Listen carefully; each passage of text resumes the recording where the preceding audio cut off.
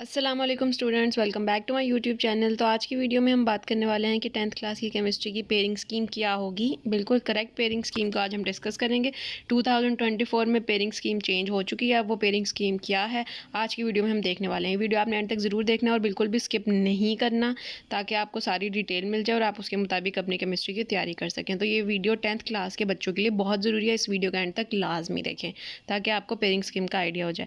तो अब हम चलते हैं अपनी पेयरिंग स्कीम की तरफ। तो अगर हम सबसे पहले बात करें एमसीक्यूज़ की, सबसे पहले हम एमसीक्यूज़ की बात करेंगे, फिर शॉर्ट क्वेश्चंस की, फिर लॉन्ग क्वेश्चंस की।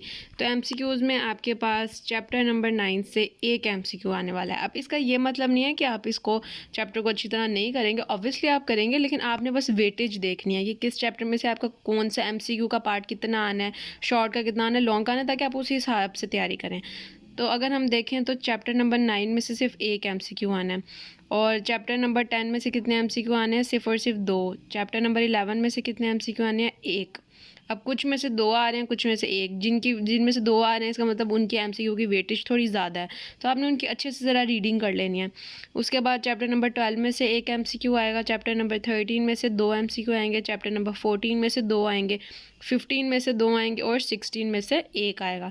तो ये ओवरऑल आपके एमसीक्यूज़ का था कि कौन से चैप्टर में से एक एमसीक्यू आएगा और कौन से चैप्टर में से 2 एमसीक्यू आएंगे।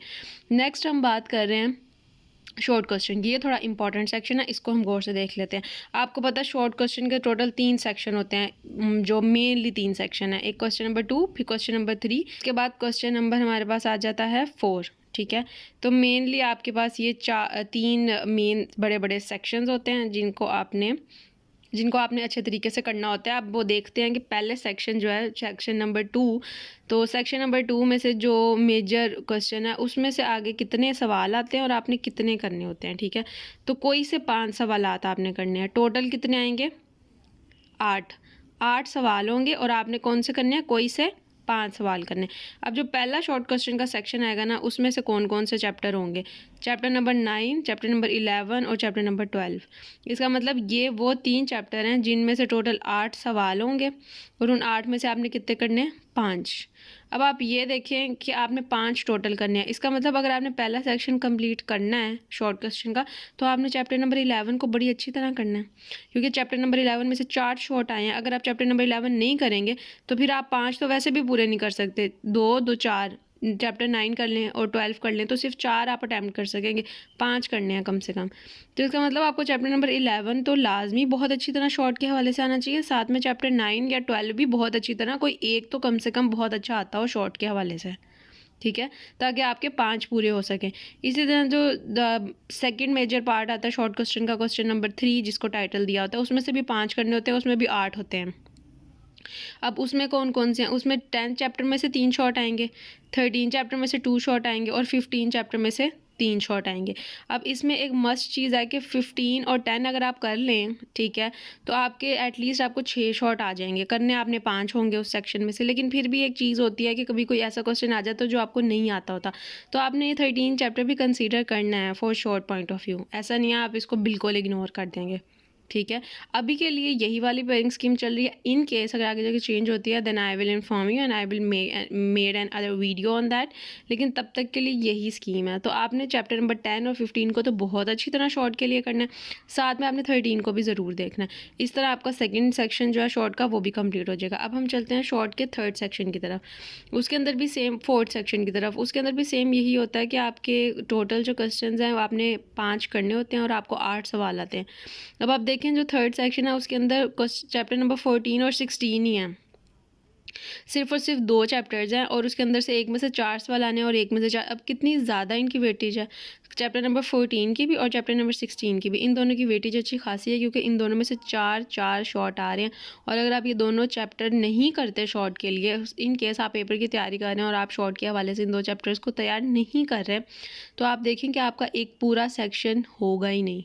आपका जो क्वेश्चन नंबर 4 है शॉर्ट का, वो आप अटैम्प्ट ही नहीं कर सकेंगे, क्योंकि उसमें से जो आपने 5 क्वेश्चन करने हैं वो इन 2 चैप्टर्स में से ही आ रहे हैं, बल्कि 8 इसमें से ही आ रहे हैं 2 चैप्टर्स में से। एटलीस्ट उसमें से आपने 5 जो करने हैं जिनके आपको मार्क्स मिलेंगे। तो इस तरह हमें पेयरिंग स्कीम का हमें ये फ़ायदा है, इससे हमें ये पता चलता है कि हमें कौन से चैप्टर हम बिल्कुल नहीं छोड़ सकते। हम 14 और 16 शॉर्ट के लिए बिल्कुल भी नहीं छोड़ सकते। क्योंकि हमें वो करना है ताकि हमारा एक पूरा सेक्शन अटैम्प्ट नहीं होगा वरना।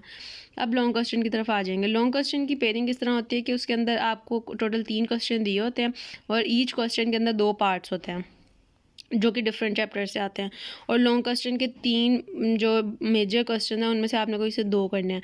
तो जो पहला लॉन्ग क्वेश्चन है क्वेश्चन नंबर 5, उसके जो 2 पार्ट्स हैं उनमें से एक पार्ट जो है वो चैप्टर नंबर 9 और एक पार्ट जो है वो चैप्टर नंबर 10 में से आएगा।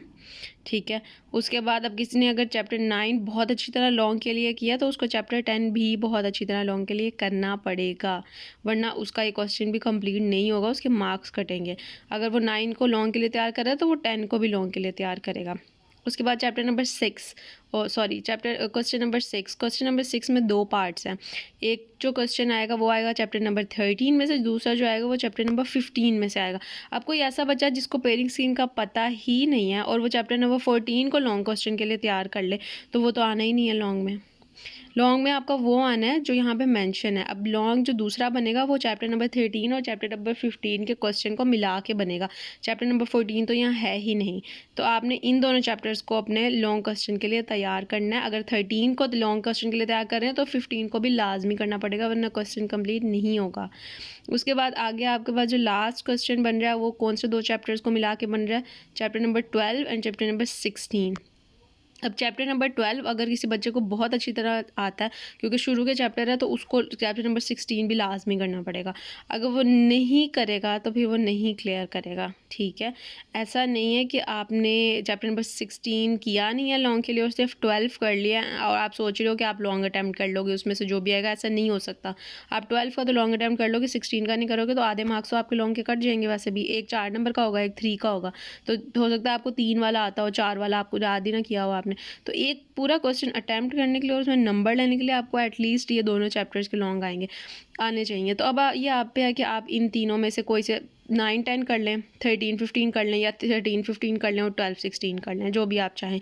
लेकिन फिर भी एक एज रखना चाहिए, आपको एक्स्ट्रा भी लॉन्ग आने चाहिए। ऐसा नहीं कि अगर सिर्फ ये 2 चैप्टर अटैम्प्ट करने हैं आपने क्वेश्चन तो आप इन्हीं चैप्टर्स के करें। आप कॉन्सेप्ट क्लियर करें, आप उन 12 के और 16 चैप्टर के भी कॉन्सेप्ट क्लियर करें ताकि अगर उनमें से कोई लॉन्ग आपको ज़्यादा अच्छा आ जाए समझ तो आप वो अटैम्प्ट कर लें पेपर में। इतना एंड मार्जिन ना रखा करें, थोड़ी सी तैयारी कर लिया करें। So this is all about today. I hope आपको समझ आ गई है और ये कितना इंपॉर्टेंट है, इसकी इंपॉर्टेंस आपको समझ आ गई होगी कि आपने कैसे कैसे लॉन्ग और शॉर्ट अटैम्प्ट करने हैं। आखिरी शॉर्ट का जो सेक्शन है चैप्टर क्वेश्चन नंबर 4 उसमें तो देखें कि चैप्टर नंबर 14 और 16 में से ही मेनली आ रहे हैं 4 शॉर्ट। वो तो अब 14 और 16 तो आपने शॉर्ट के लिए करना ही है, अदरवाइज़ आपका एक पार्ट ही अटैम्प्ट नहीं होगा। तो ये काफ़ी इन्फॉर्मेटिव चीज़ है। जिस बच्चे को बेचारे को नहीं पता तो वो अगर 14 और उसको 16 चैप्टर नहीं पसंद या वो कहीं आखिरी चैप्टर एंड वाला चैप्टर है तो मैं इसे छोड़ देता हूँ शॉर्ट के लिए भी लॉन्ग के लिए भी, तो वो तो फिर बैठा रहेगा पेपर में। वो तो आखिरी सेक्शन आखिरी 4th क्वेश्चन का जो पार्ट है वो तो उसमें से सवाल भी पूरे नहीं कर पाएगा। तो ये पेयरिंग स्कीम का जानना इसलिए ही ज़रूरी है ताकि आप अपनी तैयारी इसके अकॉर्डिंग अच्छी सी कर सकें।